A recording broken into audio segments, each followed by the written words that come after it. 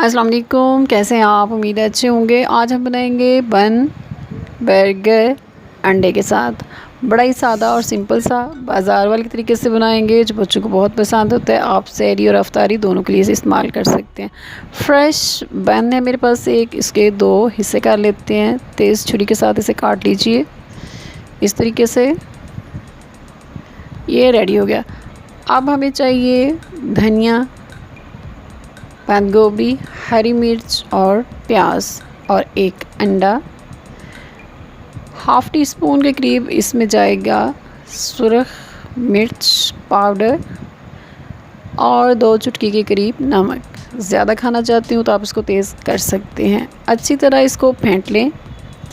फेंटने के बाद पैन, तवा, fry pan जो भी आप यूज़ करना चाहें वो रखें। उसमें 2 चम्मच मैंने डाला है बटर, फ्रेश बटर है ये। उस पे ये मिक्सचर जो है इसके ऊपर मैंने डाल दिया है।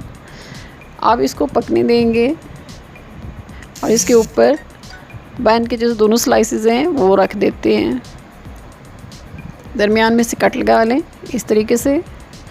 पलटे के साथ मैंने कट लगा दिया। अब इसको साइड्स को आराम से चेंज कर लें इस तरीके से, ताकि दूसरी साइड से भी थोड़ा सा कुक हो जाए।